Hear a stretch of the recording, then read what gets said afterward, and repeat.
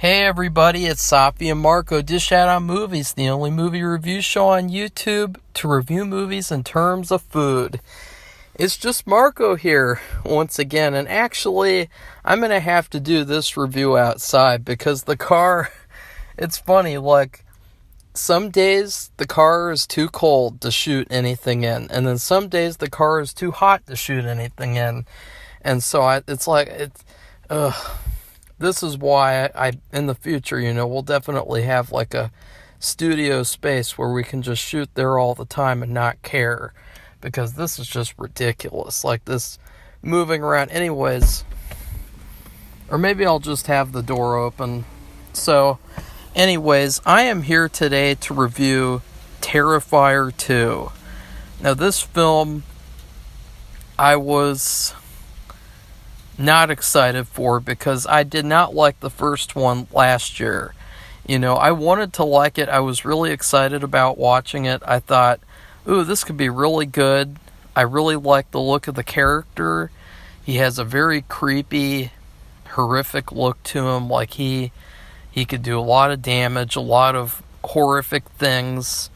And, the first one, Safi and I, we watched it for a Halloween commentary, and it was, I did a funny commentary on Pink Flamingos, and then we both did one on the first Terrifier. And this second one, it has all those same problems that the first one has. So that's the first thing right off the bat. The first one, it felt like it was like 6 hours watching that movie. It was very boring. It was very dull, simplistic, so simplistic to where it could have been like 20 minutes. The kills were good, but they were good to a point. Like there's just a certain point where, a killer kills someone and they stop. And when they do all the cutting up and things, they're doing it to display and things, but with this character, he just cuts up to cut up. And it just gets to the point where, I don't care about the violence. Like, I love the violence. In fact, that's one of the highlights of this movie, is the complete, over-the-top violence, but it just gets to a certain point where enough is enough. Like with these kills, it's like it kind of takes away from the story. It takes away from the impact of the kills. It takes away from the movie because you're just sitting there watching it and it feels like you're watching a haunted house display where you're walking through a haunted house and you see an actor and they're doing all this fake stuff and it's like, ooh, wow, this is really, really scary. And you know it's fake and everything, and you walk by him and he's like, yeah, and he can't really touch you because then you could sue him, or you could sue the haunted house.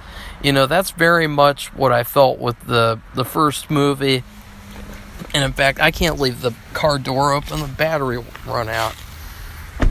The first film, the story was so bare and so minimum, and it really just felt like someone making a throwback 80s horror film without any of the great things from those movies.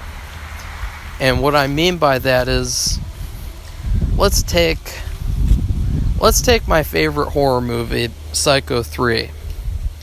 Psycho 3 has an extremely good redemption arc for Norman Bates, where he not only learns that Mrs. Spool was not his real mother, but he also falls in love with this woman who wanted to be a nun, and there's all this stuff with that, and he really doesn't want to kill people, but it's just like he can't resist it. It's a very layered story. It's not just kill, kill, kill, kill. Oh, look, there's a final girl. They kill the bad guy. And the Terrifier 1 and 2, that's all they are. It's just the bare minimum. You have a killer, he kills people. You have some characters who aren't going to survive because in horror movies in the 80s, a lot of the times they followed this boring formula where everyone gets killed but a final girl, and then the final girl ekes away. And I'm trying to think, I didn't like the first one, and all those same issues carried over to the second one. The second one was like the first one on steroids, okay? That's the best way I could describe it. And added on to that, it actually tried to do some sort of a narrative a little bit, but the narrative was bad too.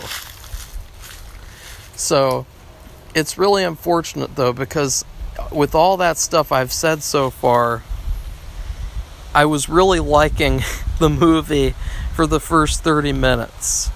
It started off and there was this really fun, great sequence where Art the Clown goes to the laundromat to do his laundry so he can get all the blood off, which is kind of funny that he would do that. And then he kills the guy at the laundry, and then we see this like weird clown little girl. And it's like, who is that? You know, is she going to be like his accomplice? Is she going to follow him around helping him kill people or something? You know, what's up with her? And her character is kind of like, and that's the problem with this movie and with the first one, is that you look at a lot of these quote-unquote characters and they really don't have much character at all. I mean, especially this little girl.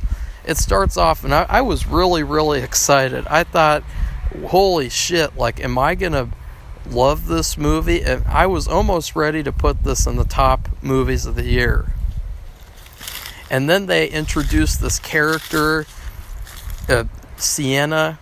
She's pretty hot, and she's, she's going to be a final girl, and she has all the tropes of just these boring characters who are like so one note that they could just be a piece of paper. But see, back then, even though they were one note, you knew that they were going to survive. They still did have some character to them. And I'm trying, for instance, Laurie Strode, who I despise with a passion, her character and how overrated she's become in the Halloween franchise. In the first film, she had the Ben Tramer stuff, and, she had to babysit, and she had all this stuff going on, it seemed like, with her character, where I thought she was pretty interesting and pretty, normal, and she was enjoyable to watch somewhat. And of course, that waned down as soon as Dr. Loomis walks in the room and just, wrecks Michael's shit all the time from then on. And then she had this little brother, and he was kind of weird because, oh shit, what the fuck? There was a beetle that just flew in my hair. Ugh. Can't find any good recording studio to shoot this fucking video. She had a little brother. I can't remember his name, but it was very hard to watch the whole film because he looked exactly like this guy that I used to be friends with as a kid. He looked exactly like him, exactly like him. And so it was very odd watching this film and being like, oh, well, this is weird. But he was a very cool character because he sort of had this morbid obsession with Art the Clown, which I thought was cool. There's nothing wrong with that at all. And you can I really thought he was going to be the main character of the film. I thought they are faking you out with this final girl, boring character, and he's going to become the main character at the end and defeat the bad guy or something. I don't know. There's only so much you can do in these slasher movies to vary things up. And so you have to have a good story that carries along the same formula. And unfortunately, this movie's story was far from good. Because you had this little brother character. He's really like an outcast. He is totally an outcast. he has a horrible bitchy mother who deserved like a good redemption arc. And then of course his sister is like calling him a serial killer because he likes horror stuff. And then at school he can't catch a break. And so you really like his character, and he seems like someone like, yeah, I'd really love to follow him around and see like him, like maybe Art the Clown tries to tempt him into joining him in his killing spree, or something interesting in terms of like this movie very much reminded me of Halloween 4 in like the worst possible ways, and also Halloween 5, and except I love Halloween 5. But you know what I mean. Like in Halloween 4, you had this kid, Jamie, and you thought, oh, she's going to be the killer at the end, like they told you that she would. And then the next movie, it's like, oh no, she's not going to do any of that. Of course not. She's going to run away from Michael while all the adults take care of the bad guy for her. Like really, really uninteresting, dull crap. And it's the same thing in this movie where they fake it out and they only kind of tease that idea around a little bit to where, oh, maybe the kid could become the killer. Maybe he is just going to be framed as the killer, and so that would be kind of scary. But ultimately it just goes nowhere, and he just becomes plot object so that his sister can save him. And it just over the course of the movie, everything becomes so one-dimensional, just like the first one. And I say over the course of the movie because this movie felt like it was 12 hours long. Like I was like struggling to get through this movie. I was struggling to sit there and just be like, okay, I'm gonna watch the movie. I'm not gonna, just stop watching it and be a jerk. I'm gonna sit through the whole thing. And there got to a certain point where I thought like, is there really 40 minutes left of this movie? No, please, no.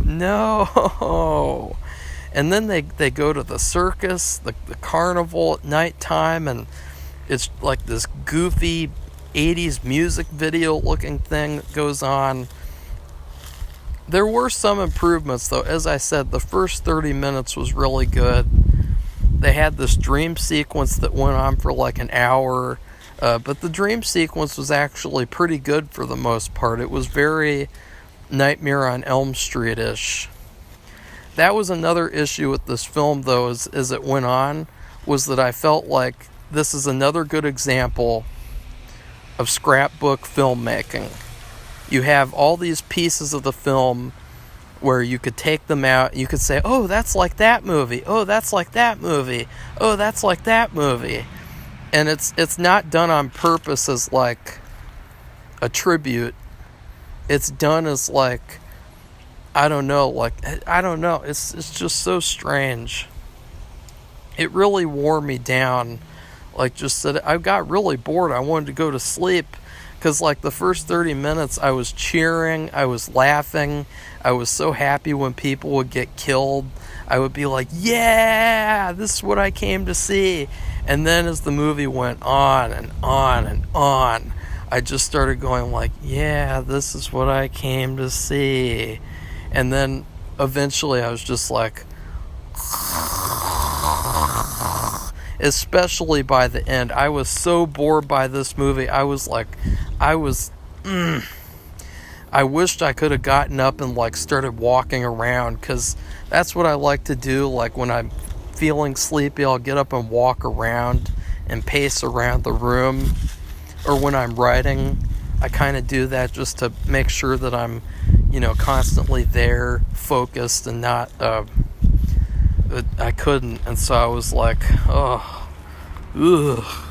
And then there was this part of the movie that reminded me a lot of Halloween 6. In fact, I would say the top 3 movies to compare this to, in a bad way: Halloween 4, Halloween 6, and what was the other one? There was another one too. I can't remember right now, but I really did like Art the Clown, this movie. You know, he really was the highlight. I did not like him in the first film. You guys remember, I said, you know, why doesn't this character talk? I was so disappointed that he did not, like, go like, hello, I'm Art the Clown, and I'm here to, you know, he didn't have any voice, he didn't have anything. He would just mime people, and I really hated that with a passion.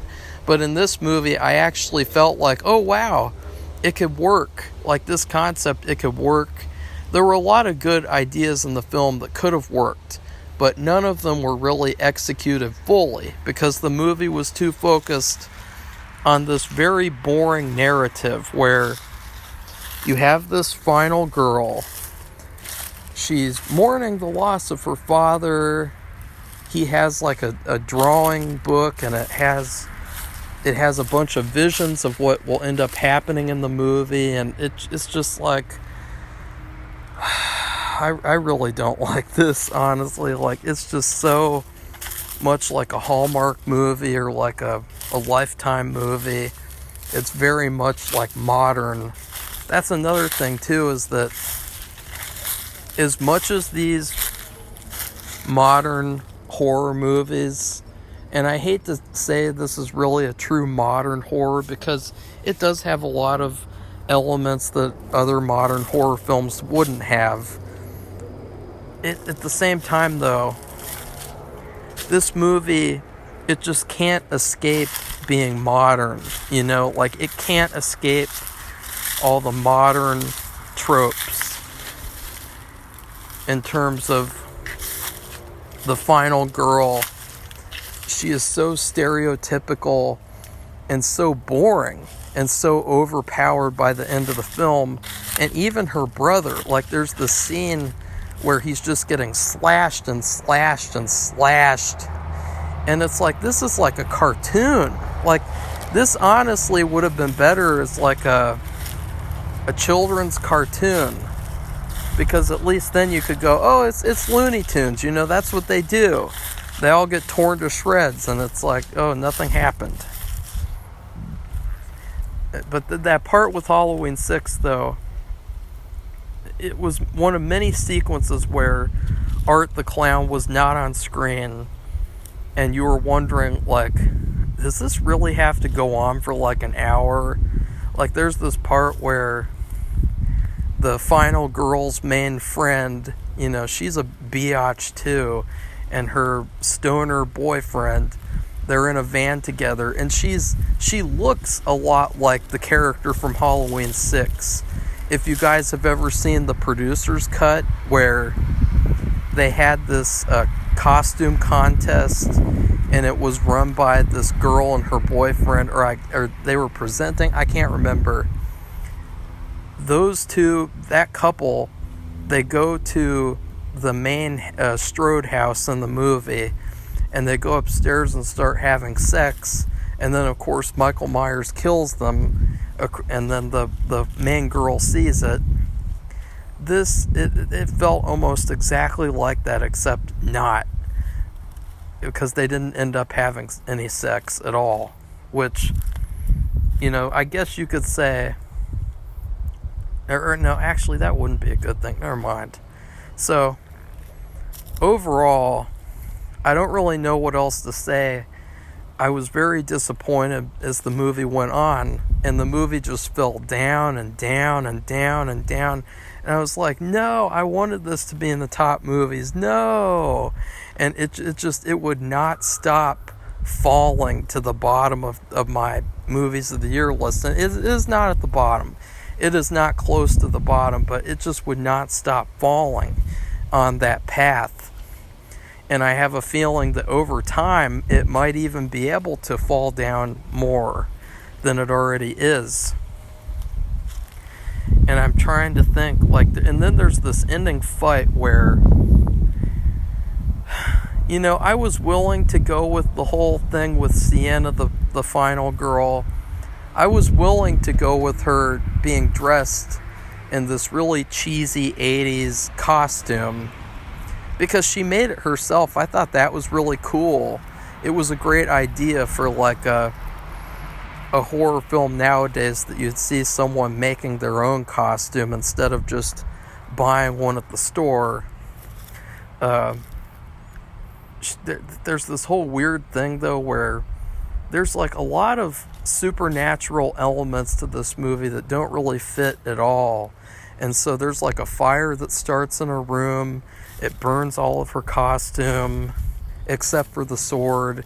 And then there's this magical sword that she has, and she gets magic powers at the end, and she's got these like superpowers kind of that she uses to fight Art the Clown. And it's like, ugh. Like, see, that is very much a modern horror movie element, because let's just talk about like a good example of a modern horror film.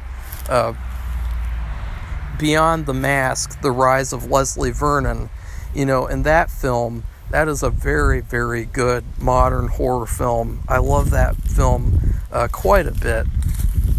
At the end of that film, of course, the main final girl, who kind of knows that she has to be the final girl because it's all like kind of meta, she does not have superpowers, and it is pretty scary. Like, there's a point where the main character, he turns and he becomes that killer that you were waiting to see, and it's like, this guy is pretty damn creepy, and he is pretty scary. He is really dangerous, and he's gonna kill everyone in sight. And then it was intense watching her have to fight him.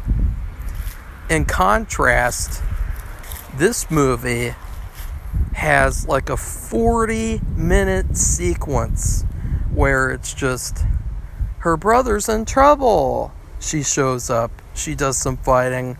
Her brother's in trouble again. She shows up. She does some fighting. It just goes on and on and on and on and on.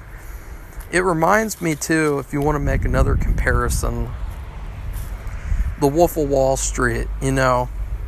People talked a lot when that movie came out about how it was very overindulgent, and you had this fluff in the movie that probably didn't need to be there. I felt like I didn't feel like that with Wolf of Wall Street. I thought that was a very well done film, and I really didn't care about all the excess, because that was the point of the story. In Terrifier 2, it gets so annoying and so drawn out, and it gets just to be too much. Like, this is just not worth it. This is not a great story, and so everything else fails around it. So overall, I liked the first 30 minutes of Terrifier 2. There was also a really cool, there's so many cool little ideas in this movie. Like, there was this one part where he takes this woman's chopped off head, and then he takes out her brain, and he has kids get Halloween candy out of her skull. And I kind of thought that was like a cool little thing. And it made me think, like, why is he doing that? Like, it's just so random. And that's the other thing I wanted to talk about. There's two sides of horror characters' camps. There's one side that thinks that characters need to have their entire backstory laid out in front of you. You gotta know, at age 5, Michael Myers was beaten with a belt multiple times. At age 6, Michael Myers was beaten with a stick multiple times. And then at one time, at age 7, Michael Myers killed a pet or something. And it's like, we don't need all that. That's not necessary, because the character, he's evil. And there's just only so much you need to know. Like, that's for real serial killers too. Like, do you really need to know what McDonald's order Ted Bundy got that one time in the 70s? Like, do you really need to know that, like, oh, Ted Bundy, his favorite movie was fucking, I don't know, what movie do you think you guys think he would think is the best? Nosferatu, that's his favorite movie. Like, is that really necessary? No, not at all. And then there's another camp, which is what this movie falls into, which is there will be no reasoning whatsoever, which is really strange because with the dad of the final girl and the final girl herself, they go into extreme detail with like, oh, her dad had a brain tumor. Oh, fuck, what the fuck was that trying to fly into my nose? Ugh. Her dad had a brain tumor and it caused him to see the future. And, oh, look, there's a magical sword. There's all these plot conveniences. You got a plot convenience notebook and a plot convenience sword. Oh, that fucking bug has like a vendetta with me.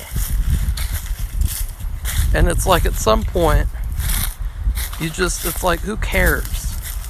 And then on the other side of that, you have Art the Clown.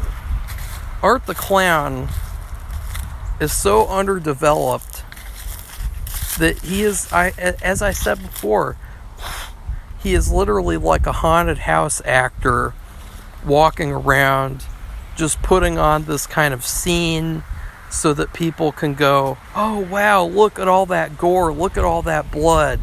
And it's like he's putting on a show and he doesn't really have much of a character. But the thing is that even though these characters don't have any reasoning or motivation, which, most of the time it's just not true. Like, you can kind of work it out yourself. And so it's kind of like, that's kind of pointless. Like, he actually does have reasoning and motivation. This character at the beginning of the film, why does he wash his clothes? And then why is he having visions of this little girl? Well, we kind of find out at the end, I guess, she brought him back to life, ? And then he does certain things with, like, he's taunting this girl with, he's like, I'll go away if you give me Halloween candy. And then later on, he does the thing with the Halloween candy where he offers kids pieces of candy out of her skull, or her mom's skull. And it's like he's making all of these decisions for reasons. Like, these are not just, like, he's a living entity. He has reasoning. Like, even if you don't know it, he has all these choices that he makes that, they have reasoning behind them. And so there's this whole kind of weird thing where his character, they don't want to give him any character. So through all of his plot decisions that he makes, he gives himself a character which is kind of like a flat and dull character in the end.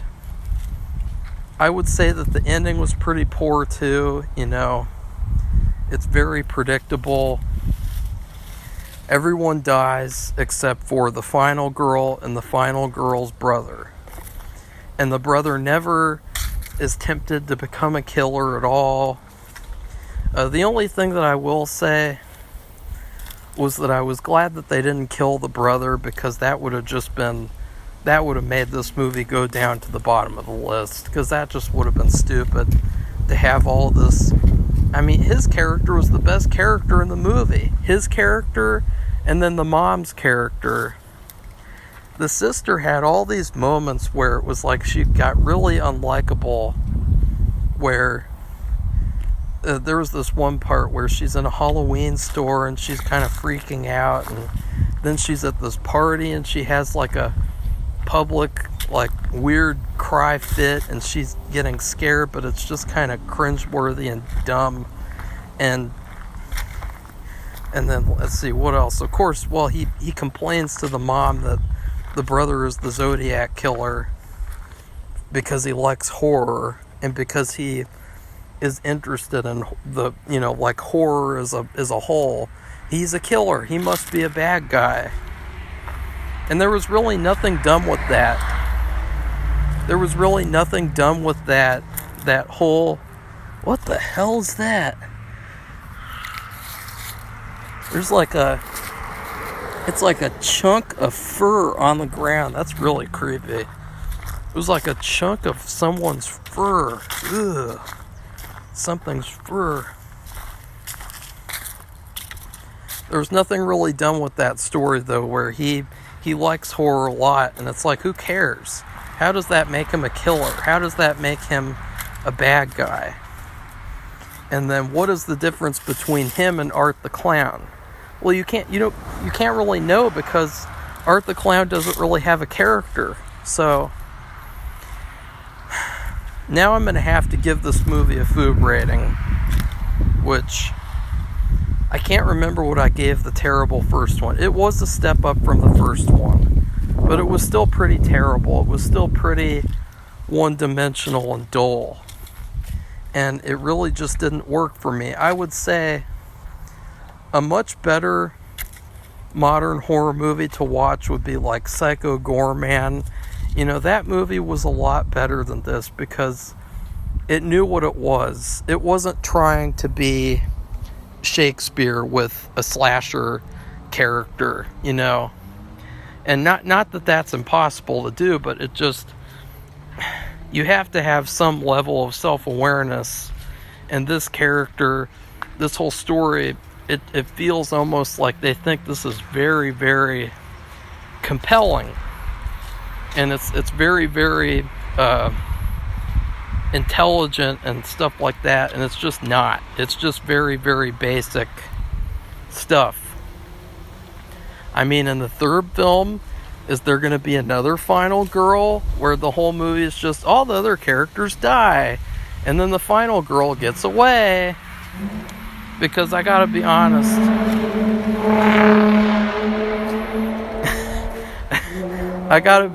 I really don't care if that's what happens in the third one.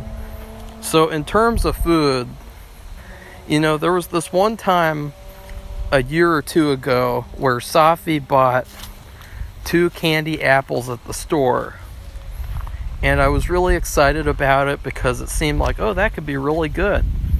And then Safi ate her apple and she said it was terrible. And she said the caramel was gross, the nuts were gross, even the apple was gross, that there was something off about the apples.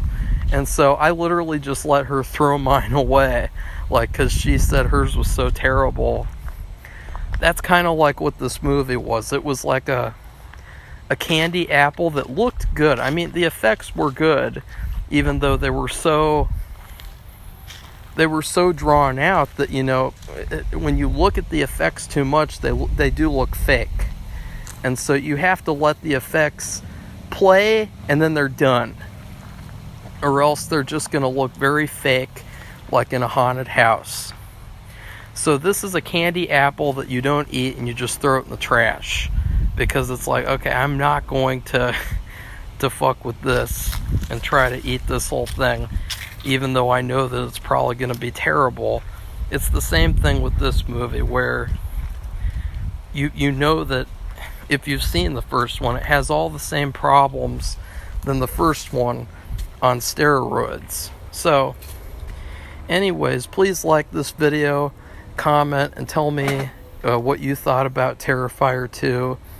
And then please subscribe to this channel if you'd like to see more honest reviews on horror movies. So goodbye, everybody. See you soon.